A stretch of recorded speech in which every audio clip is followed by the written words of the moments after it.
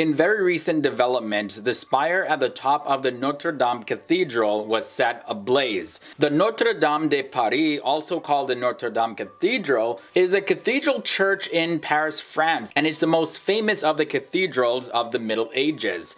The foundation was laid by Pope Alexander III in 1163, and the high altar was consecrated in the year 1189. Now, the majority of the structure was completed by the year 1250, and then the porches and the chapels and other features were added over the next 100 years. Today, the Notre-Dame Cathedral is a UNESCO World Heritage site that attracts millions of people every single year. Here are some facts that you may or may not have known to honor the legacy of the Notre Dame. Hey everyone, my name is Leroy Kenton and welcome back to FTD Facts. This is a channel where we bring you facts about the different countries, cultures, and people from all around the world. And first of all, I want to know, have you ever been to the Notre Dame? Let me know down below in the comment section and share with me any of the experiences and memories that you have about it. So with France being the most visited country in the world with about 86.9 million visitors a year, it may not come as a surprise that the Notre-Dame Cathedral is the most visited monument in Paris, France.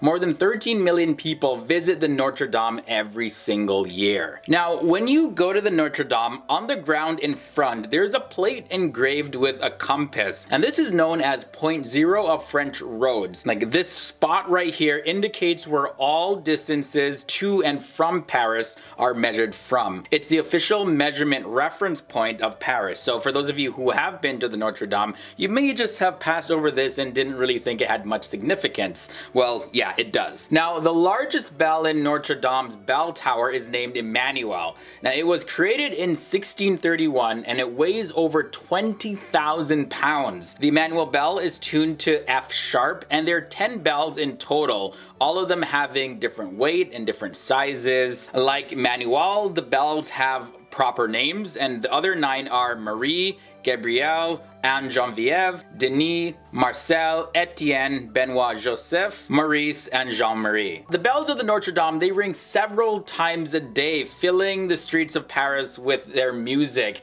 And the first bell that you can hear is the bell Emmanuel. Now, when it comes to the ownership of the Notre Dame, so there's a law that dates back to the year 1905, and it states that the Notre Dame belongs to the French government, and the French government maintains it, but the Catholic Church owns exclusive rights to use the cathedral. So it may come as a surprise for some people, this is not a Catholic-owned monument. The Notre Dame also holds historical and very unique religious treasures, like the Holy Crown, for instance. This was worn by Jesus Christ during the Passion, and it has its home in the Notre Dame Cathedral, along with a piece of the cross, as well as a nail that was also used during the Passion. Now, the crown that I just mentioned is honored during the Thorn Holy Crown worship ceremony, and this happens every first Friday of every month, as well as every Friday during the season of Lent and on Good Friday as well. Now, an interesting fact about the Notre Dame is when Napoleon Bonaparte decided to have his 1804 coronation, he decided to hold it at the Notre Dame, and that's where he infamously crowned himself. And at that time, the Notre Dame was in pretty bad shape. It was beat up over years and years and years, and for several years it was just used pretty much as a warehouse. So when Napoleon declared that it was going to be returned to church use, this shed a lot more light on the Notre Dame and rose it to a new prominence. Then the famous author Victor Hugo, he used the building as really the embodiment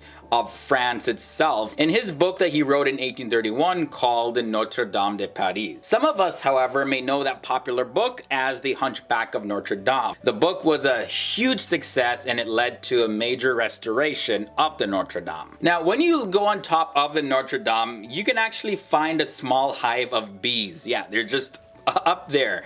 This was introduced in the year 2013, and the strain of bees that are on top of the Notre Dame are buckfast bees, and this strain was developed by a monk named Brother Adam, and these bees are really known to be very gentle creatures. Now, the honey that's produced by these bees are then later donated and given to the poor. That concludes this episode of FTD Facts on the Notre Dame. It's definitely a sad time for the people of France and those that have associations with the Notre Dame or just Paris, France in general. And here at FTD Facts, we just really wanted to honor the legacy of the Notre Dame. And even during this sad time, really just share with you some interesting facts about it, from its beginning to the ups and downs that it had through its life. I'm definitely confident that, Notre Dame in the past, it has gone through a whole lot of beatings, especially during the French Revolution. And I mean, it's survived and it's thrived. So we remain hopeful that the Notre Dame will be restored, although not exactly how it was before.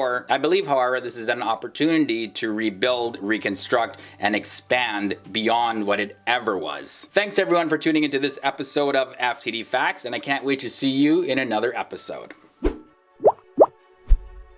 Hey everyone, so I just talked about the Notre Dame, and if you want to know more about the country in which the Notre Dame is located, here's a video that we go into a lot more detail. We also have videos about the different people, countries, and cultures from all around the world, so enjoy these videos as well. And don't forget to tune into FTD Facts every single day for new episodes.